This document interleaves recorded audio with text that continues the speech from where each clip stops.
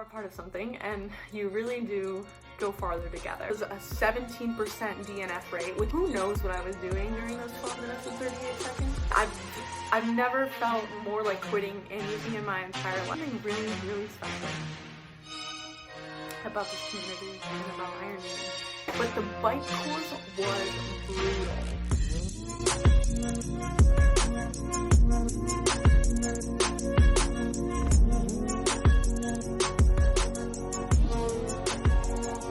Hi guys, welcome back to Chasing Kona. My name is Madison, I'm 23 years old, and I am in the pursuit of qualifying for the Ironman World Championships in Kona, Hawaii. So today I am going to take you guys through my Des Moines. Came out of this race, I raced a 14:33, which is actually a couple minutes slower than my race in Tulsa, but we'll get to why in a little bit. Morning of, I was really excited. I was racing this race with my best friend Austin. It was his first Ironman, and I was just really excited to race. I got down to the swim start, and it was really special because the last swim start I didn't get to see my parents at all, but at this one I magically turn around and there's my dad, which really kind of helped calm the nerves. I was definitely nervous, but it was really nice being able to kind of just give my dad a hug, see him, and go off. He's definitely my #1 fan in all of this, so it felt really good seeing him right beforehand. So the swim actually went really well. So the course for the swim I'll put up here, but was a little bit different than anything that I've done before. So it was 2 rectangles where you got out on a peninsula and you had to run across the peninsula. And then you get back in the water. So the first time you do the rectangle, you get out of the water, you get back into the water. And then the second time you get out, you get back in, and then you just 400 meters swim to the finish. So you get out, get in, get out, and you're finished. So this swim, I actually felt really good. I had no idea how it was gonna go because my swimming this season, I've just been kind of off. I've just really been slacking in the pool, and I talked about that before, and it's just a problem I have. It's just hard to get in the pool, and once I get in the pool, it's hard to stay in the pool. But I put in some work in the pool. I didn't skip all my work in the pool, but I was a little bit nervous not knowing how it was gonna go. But it actually went really well. I ended up finishing the swim in 1 hour and 21 minutes and 20 seconds. So this was 8 minutes faster than my last Ironman. I definitely felt like a more confident swimmer this time. I got in the water, instead of freaking out, I was confident. I felt like my sighting was really good, and I didn't waste a lot of time just freaking out in the water. I had placed myself between the 120 and the 130 seats, so that was perfect. I didn't get swam over a whole ton. I didn't get clobbered a lot. The downfall of my swim is my wetsuit is too big. Hopefully before my next race, hold me to it, I will get a new wetsuit. The best thing about the swim is I got out of the water, I was feeling really good, and then my dad was standing right there. So it was really nice to just give him the little wave and then run. So Des Moines was different because the transition was really, really long. It was probably 300 to 400 meters. It was crazy long. Transition took me 12 minutes and 38 seconds. Who knows what I was doing during those 12 minutes and 38 seconds? I definitely walked a little bit of transition, and I did not run my bike out of transition. The wind to get out of transition was just as long as the wind to get in. So I walked, I chilled, it was cool. I was excited to get on my bike. So this is the first time that I ever rode my bike in like 50 miles and also in a race. So I had my nice cool triathlon bike. I felt pretty comfortable going in and out of aero position, which was good, but the bike course was brutal.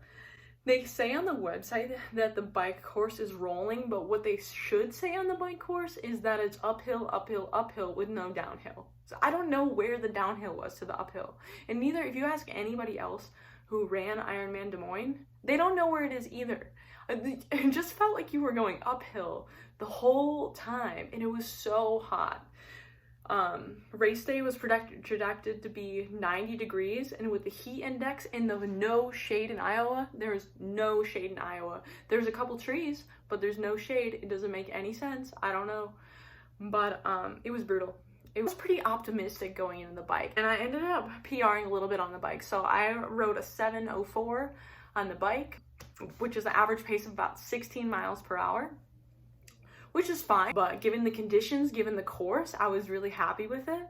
About halfway into the bike, I was feeling like crap. I didn't feel like I was over biking, but just between the heat and the hills, I just wanted to be done. And there was a couple times that I was like in such a bad mood. I was just thinking, okay, coach said whenever you're in a bad mood, you gotta eat. So I was just forcing food down. And because of the heat, I was trying to drink about 1.5 to 2 liters of water or of Gatorade Endurance every hour. But that was just really doing me in on my stomach. Like, it doesn't feel good to drink that much. Another thing on the bike was I was confident going into this bike that I was not gonna stop at every aid station to refill my water, because I thought I was gonna have the bike handling skills to, you know, reach over, grab it, and then fill my hydration system. But they were just not there. I was too scared, I was too nervous, I didn't want to crash my bike. So every single time I pulled over, I squeezed that water in. This was the first race I was ever clipped in too the whole time. And I was like, clip out, okay, don't forget to clip out. You gotta clip out, don't fall over, please don't fall over, because that would be so embarrassing. The other thing about the bike was it was really empty. It seemed like a not very packed race. And so it got kind of lonely on the bike. I know in Tulsa I had this great experience of kind of playing tag with people on the bike and seeing the same people all the time, but it was really kind of just dispersed on this race. And it really, you know, I saw the same couple people every once in a while, but it was kind of brutal. It was really like you're out there on your own, which is a mental game in itself. And for a while, I was just not in a good headspace. Or I kept telling myself, like, you're not a weakling, so stop acting like a weakling. Like, you're not weak, stop thinking like you're weak. And it was just it was a rough bike course, but I made it and I PR'd, so I'm happy, but it was rough. It was definitely a mental challenge. I came into the bike, like I said, in 7 hours and 4 minutes. Coming in on transition, I was done on the bike. The last 20 miles on the bike were just brutal. I just wanted to be done. And I definitely started the run with a quitter's mentality. And I recognized that if I want to be first in my age group, I can't think like that. I was thinking I have to run a marathon after this. Like, that's not how you can go into winning a race. I came into transition, done with the bike. I told the bike valet that I never wanted to see the bike again, that he could have my bike. And I took 10 minutes and 19 seconds in transition. It was so hot outside, there was no shade on the run, 90 degrees, 100 degrees with the heat. And I had some good legs under me from training.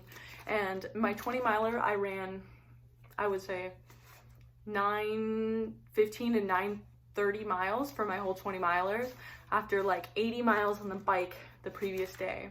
So I knew I had the legs under me to run 10-minute miles on the bike. If the day gave it to me. And I had felt like a really good runner this time around. She had told me a couple days before, because of the heat, I'd be best off running 5 parts, walking 1 part. So I was thinking run 5 minutes, walk 1 minute. And that lasted for maybe 2 segments. Run 5 minutes, walk 1 minute, run 5 minutes, walk 1 minute. And I was just not feeling good. I was hot, I was sweating, I was breaking down. It was miserable. I've never felt more like quitting anything in my entire life than I did the first 9 miles of this run. And I'm really grateful that I didn't see my parents for the first 9 miles, because if I saw them, I would have told them that I wanted to quit. A lot of people had passed out, a lot of people were on IVs, I saw ambulances.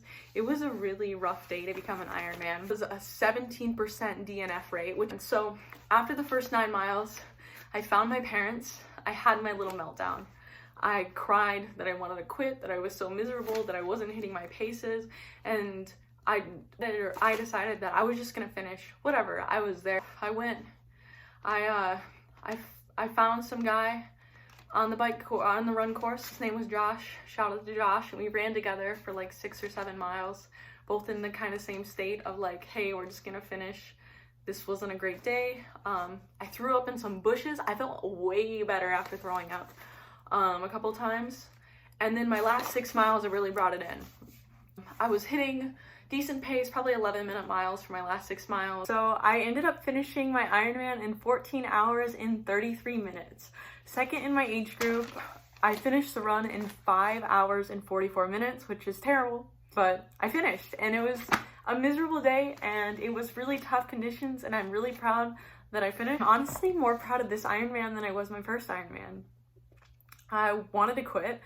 I was not having a good time, and I persevered. And it's really great to see young people in triathlon, especially young women in triathlon. A young person in triathlon is really fun, especially these long distances, because there's not a lot of us, and I feel like the older people, the more experienced people, and they really take care of us. And I think that's something that's really nice about Ironman and the community in general.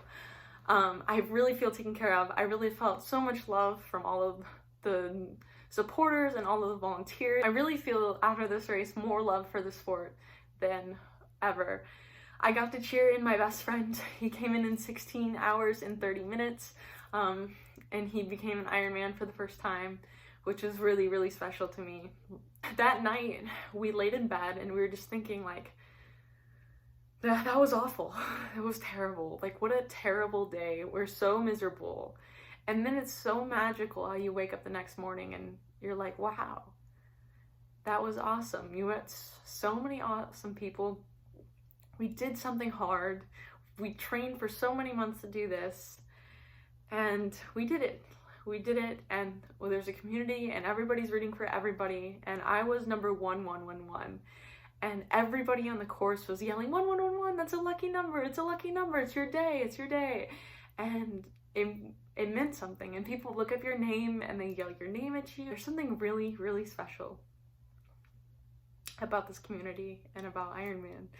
And getting to do it with my best friend and seeing myself grow so much in this sport is really, really motivating to me. It makes me really, really thankful that I have the resources to be a part of it. You really are a part of something, and you really do go farther together. I'm thankful for everybody who, pushed me a little bit on the course, who yelled at me, who ran with me for a mile, or rode with me for a mile, or talked to me before the swim start. Things that really make this sport magical. Next up for me, I am racing Ironman 70.3 Sandusky in Sandusky, Ohio. That is in the middle of July, so I'm really excited for that. I'm on week 2 of recovery right now, and then next week we really jump in to 70.3 training, and then in September I'm racing my second full distance of the year in Maryland. So the next couple months I'm going through some big changes in life. I am moving to Washington, D.C. for a job. I just graduated 2 weeks ago from my master's program, and so I'm moving to DC. So I'm hoping to find a triathlon community in DC, and I'm really gonna hit it hard. I feel like my training is really coming along. I'm really thankful to my parents and my coach and my best friend Austin, and I'm really excited to see what this year brings. And I really think this will be really special. So thanks for watching this video. If you liked it, please hit subscribe, give me a like, and follow along. And I hope that everybody else is training and all of your races of the season are everything that you wish for. Thanks.